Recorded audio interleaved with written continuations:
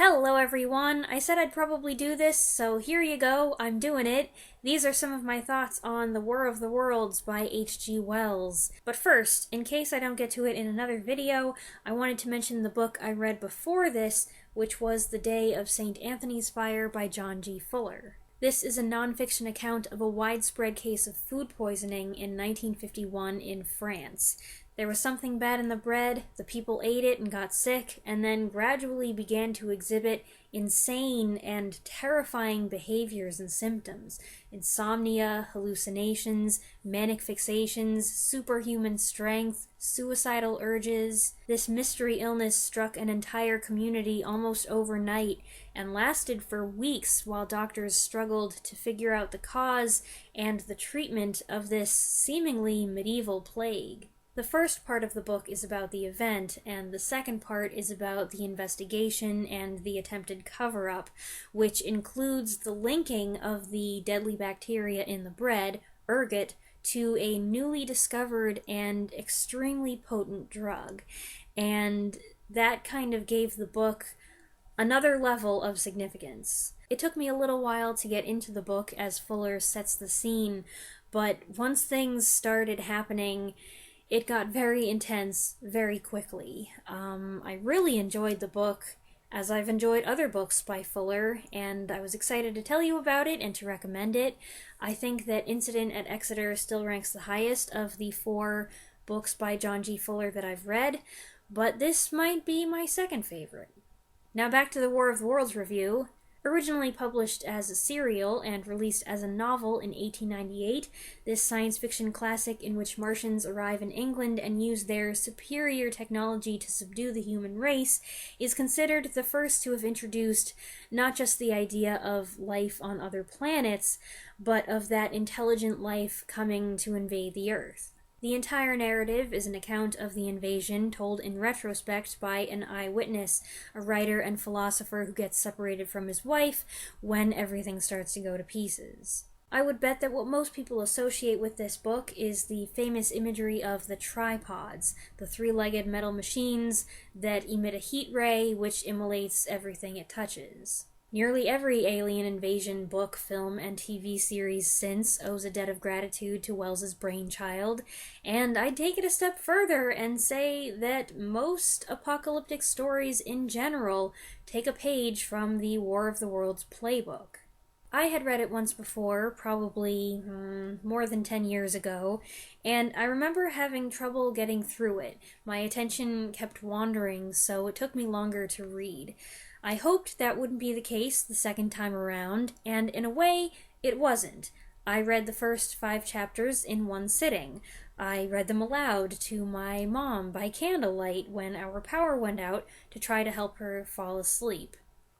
You would think that a book about an alien invasion would keep her awake, but, well, the dulcet tones of my voice were just so soothing. But then I had to set it aside to finish reading The Day of St. Anthony's Fire, so I ended up not coming back to it for 4 weeks.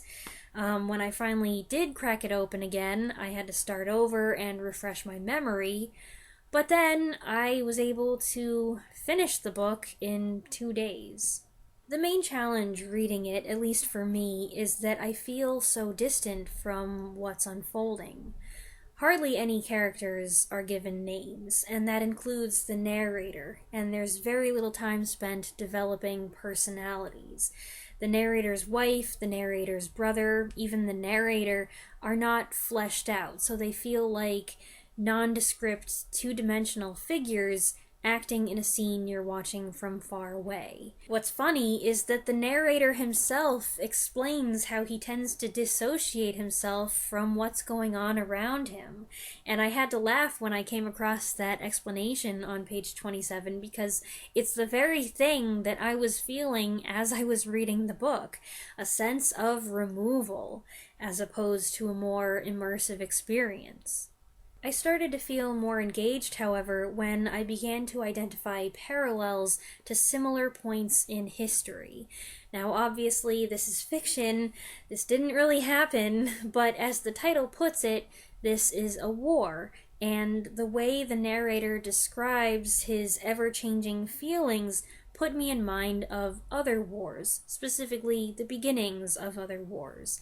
For instance, he's just run away in terror from the first incident with the heat ray, where several people died in front of him, and yet with a little time and distance between him and the place of the attack, he starts feeling what he calls war fever and a desire to not miss out on the action. He's eager to get back because he doesn't want to miss anything. The sight of England's military preparations gives him an exaggerated assurance that defeating the Martians will be a piece of cake. This strongly reminded me of what I've heard and seen in the movies about the blind optimism and overexcitement of young, inexperienced soldiers signing up to fight in the Civil War, World War I, World War II, who overlooked the reality and the tragedy of the inciting event in their eagerness to fight back, and therefore had no clear idea of what they were getting into. Of course, this is 1898, more than a decade before the war to end all wars broke out. Adaptations of this novel often seek to update it to bring it into the present day, whenever that present day happens to be, the 50s, the 80s, the 2000s. But that's something that distinguishes it, especially when it comes to the lack of communication and the slow broadcast of information. The narrator talks about people just a couple miles away not knowing that Martians are attacking basically right down the street, which means that even further away, people are completely clueless. And I think there's something really scary about that. I imagine that the Martians' technology was also that much more impressive in 1898. In hindsight, it's almost prescient. They've got the black smoke that kills anyone who breathes it, perhaps predicting the Germans' use of mustard gas in World War I. British guns and heavy artillery prove no match for the Martians' metal machines, which you could say are precursors to tanks, which were first used in warfare in World War I. Man marvels at their development of a flying machine. That was just a few years before the Wright brothers pulled off the first successful airplane flight. It's not the first time H.G. Wells accurately predicted future achievements. The book is England-centric. The Martians' cylinders are sent only to the Surrey area, apparently, and from there they spread. Very little is said about the rest of the world, and that reflects the time.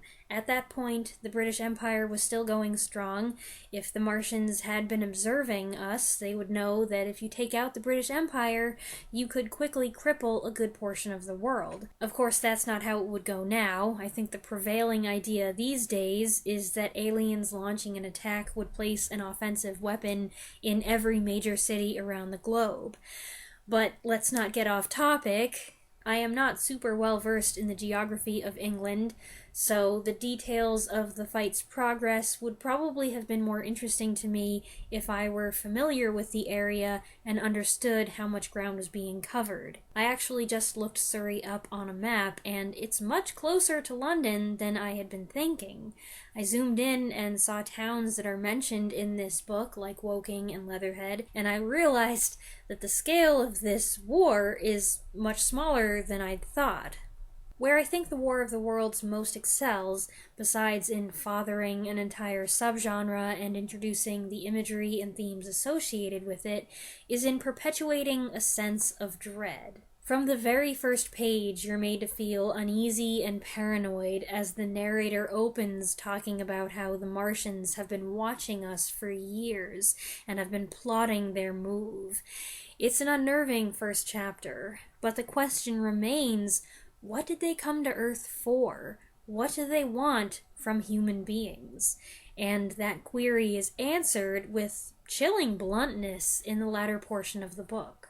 It's not a huge surprise to those of us who watch alien invasion movies, but remember, this was 1898. They didn't have movies and Twilight Zone marathons to familiarize them with dark concepts like these.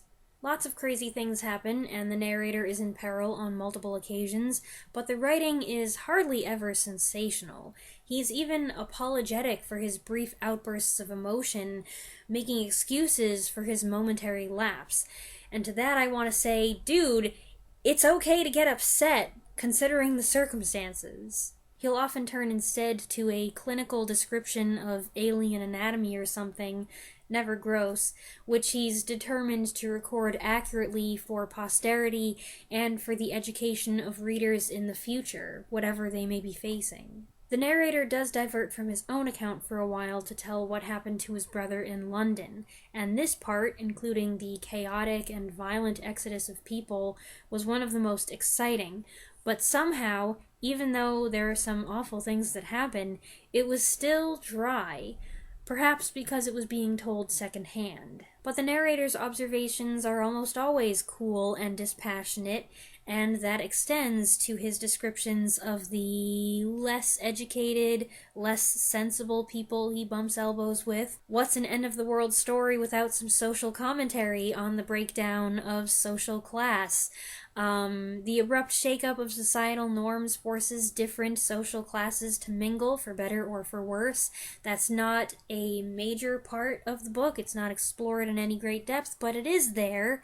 The narrator is kind of in the middle of this hierarchy, but he does not have much patience for anyone who's going to waste his time. He acquires a couple different companions, known as the Artilleryman and the Curate, who reveal differences in intellect and psychology. I wouldn't say the narrator's way of dealing with these guys always reflected well on him.